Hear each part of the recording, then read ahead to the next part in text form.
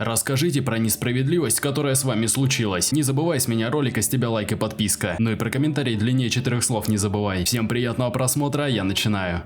У меня был близкий друг-мужчина, у которого был грубый разрыв со своей девушкой, которая изменяла ему несколько раз. Нас всегда влекло друг к другу, но время было неподходящим. Через некоторое время он пригласил меня на свидание, и я сказал ему, что это может быть плохой идеей, так как он, похоже, все еще находится под влиянием своей бывшей. Он подождал еще несколько месяцев и снова спросил, заявив, что она не имеет власти над ним. Это были одни из лучших отношений, которые у меня когда-либо были. Мы искренне любили друг друга и заботились друг о друге, и нам было так весело вместе больше года. Мы обсуждали переезд, и наши семьи были за нас очень рады. Затем его бывшая вернулась в город. Несмотря на то, что она жила со своим новым парнем, она решила, что хочет вернуть своего бывшего, моего партнера, и очевидно, он тоже хотел вернуться к ней. Я обнаружила, что он изменяет, и это разбило мне сердце. Он утверждал, что не знает, что делать, потому что любил нас обоих, но в конечном итоге решил быть с ней. Теперь они женаты, но несчастны, так как она забеременела от другого парня всего через несколько месяцев после их свадьбы. Вся ситуация меня до сих пор угнетает. Я даже не чувствую ни малейшего зла. Несколько обновлений. После того, как мы расстались, мы делали эту банальную вещь, скучали друг по другу и несколько раз встречались в первые месяцы после разрыва, когда он утверждал, что еще не связывался с ней. Он сказал ей, что не хочет торопить их воссоединение. Он сказал, что ему действительно трудно любить двух таких разных людей одновременно. Я знаю, я была глупой. Я наконец закончила этот беспредел, получив работу в другой стране. Я была убита горем. Горькая правда, но двинулась дальше. Я не скучаю по нему, и мысли о том, что произошло, заставляют меня грустить по нему, а не по себе. Я очень счастлива, где я оказалась, потому что я никогда бы не уехала за границу, если бы мы были вместе. Не очень забавный факт этого дурдома. Они пригласили меня на свою свадьбу. Какой фейл! И нет, я не присутствовала. На свидании с парнем, которого я встретила через своих друзей, все прошло отлично, переписывались каждый день и так далее. Через пару недель наши друзья пригласили нас пообщаться. После нескольких напитков мы начали играть в правда или действие. В итоге во время игры выяснилось, что у меня никогда не было кекса. Длинная история. После этого он перестал мне дозваниваться и писать. Через несколько недель я узнала, что он начал спать с одной из наших подруг, у которой мы ночевали той ночью. Вскоре после этого они начали встречаться и приходили тусоваться. Потом мои друзья упомянули, что все мы собираемся прыгать по барам. Это звучало весело, и я была в игре. Затем они сказали: вообще-то, могла бы ты присмотреть за детьми? Ты несешь ответственность, и мы тебе доверяем. Кроме того, в любом случае это будут пары. В тот день я узнала, что у меня нет друзей. По крайней мере, у меня есть отличная работа и мотоцикл. Я много месяцев рассказывала своей лучшей подруге о том, как сильно я влюбилась в парня на одном из моих занятий. Однажды я спросила, будет ли он там, когда мы впервые встретимся, чтобы мне было немного удобнее. У них тоже был общий урок в каком-то классе, но никто из нас с ним не разговаривал. Она подняла тему кекса и рассказывала ему, как она спала с парнями, и спрашивала о его опыте. Я призналась, что никогда никого не целовала. После он спросил, не хочет ли она пойти с ним на футбольный матч, а мне нужно было ехать домой. В течение недели они ахались, и она выставляла его на показ вокруг меня.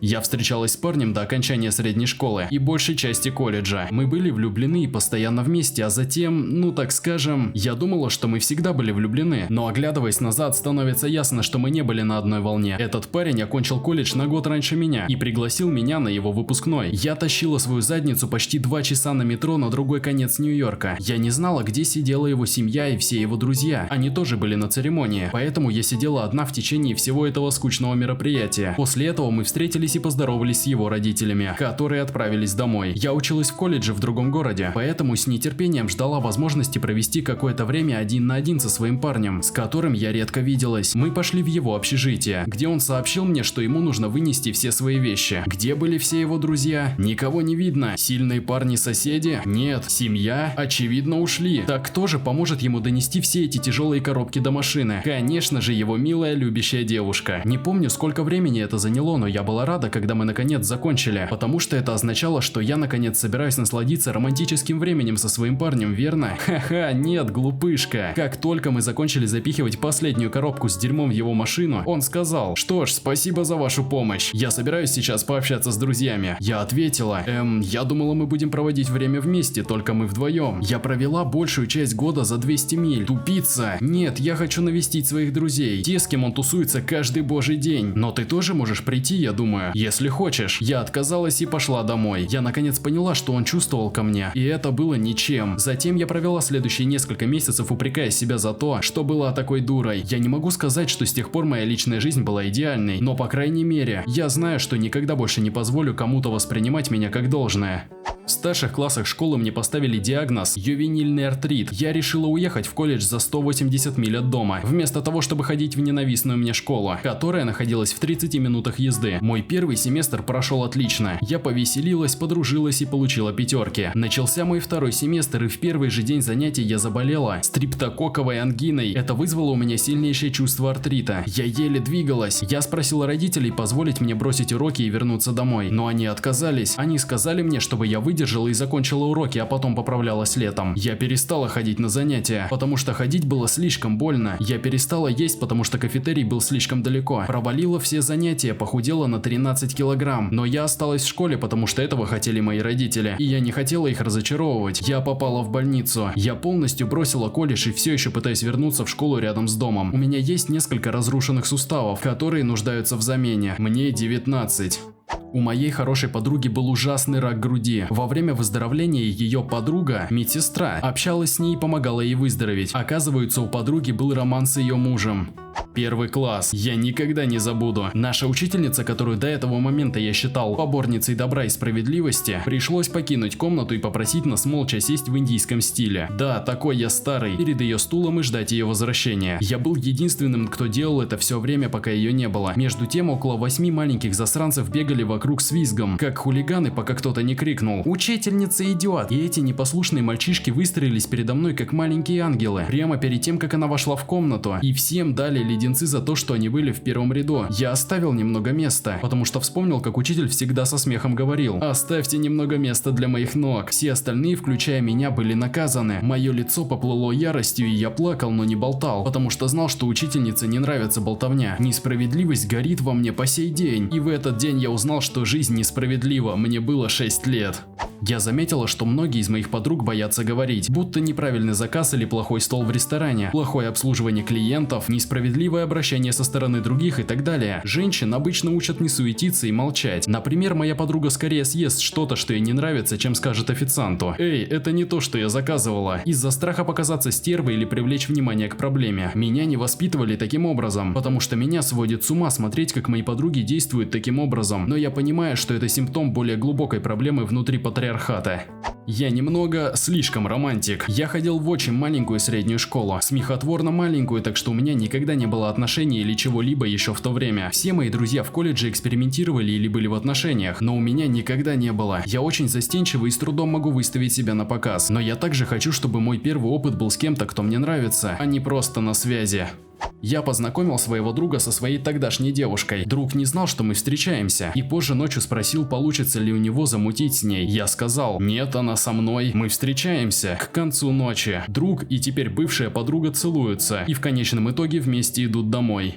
Когда мы поженились, я зарабатывала больше, чем мой муж. Не намного, но больше. Моя мать умерла вскоре после того, как мы поженились, и большинство ее детей, моих братьев и сестер, перебрались в дом. У этих двух детей были физические недостатки, поэтому я оставалась дома 5 лет, чтобы вернуть их в форму. Муж решил открыть собственное дело. Я начала заниматься фрилансом по специальности, и мне предложили работу на полную ставку. Он попросил меня работать на него, и я согласилась вместо своей карьеры. 5 лет без оплаты, 5 лет по $500 в месяц и 4 года при минимальной заработной плате. Пенсия у меня будет очень маленькая. У меня низкие перспективы на другой работе. Мое финансовое обеспечение очень низкое и теперь зависит от него. Моя семья, его семья и большинство друзей так гордятся им и, кажется, игнорируют мой вклад. Сейчас я живу хорошей жизнью, не беспокойся о повседневных деньгах. Если мой муж решит развестись со мной, я по-королевски облажалась. У меня также есть раздражающееся эго. Не будьте такими, как я, поддерживая мечты только других людей. Не забудьте сначала заплатить себе. Парень, с которым я долгое время дружила, всегда старался делать это больше, чем просто дружбой. Он спит с множеством девушек, и хотя мы отлично ладили, я не хотела быть просто еще одной. В прошлом октябре мы начали тусоваться каждый день, и все наверняка накалялось, но я все еще колебалась, и он сказал мне, что я была девушкой его мечты, и что он хотел бы когда-нибудь со мной встречаться. В конце концов, я переспала с ним. Примерно через месяц, когда все стало слишком серьезно. Он сказал мне, что я слишком хорошая, и он в основном сказал, что изменит мне, если мы будем встречаться, потому что он не может быть с одной женщиной. Отстойно, что я дала ему шанс, но по крайней мере он был честен со мной. Итак, все началось на неделе первокурсников. Это была одна из первых ночей, и мы с моим соседом по квартире действительно поладили. И я узнала, что у него есть девушка. К сожалению, я знала, что это означало. Я не могла делать шаг, но все было явно сложно, и мы закончили в его постели. Между нами происходило сумасшествие. Дикий кекс, спать в комнатах друг друга, красться, это было здорово. Он был забавным и, казалось, в целом заботился обо мне. Примерно через 1,5 месяца он сказал, что определенно сошелся со своей девушкой. Она ему изменила. И кто собрал осколки? Я слушала весь его сопливый рассказ и бла-бла. Клянусь, это Ука в долгу передо мной.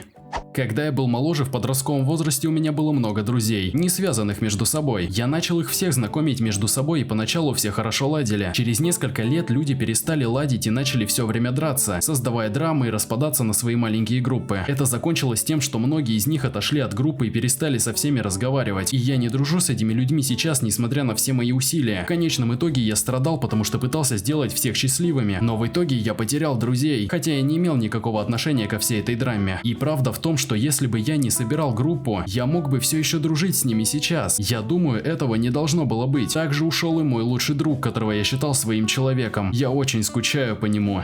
Спасибо, что досмотрели ролик до самого конца. Не забывай ставить лайк, подписываться на канал и жать в колокольчик. И включи там все уведомления. Пиши в комментарии свою несправедливую историю, которая с тобой приключилась. А также предлагаю посмотреть вот эти 2 ролика. До скорых встреч!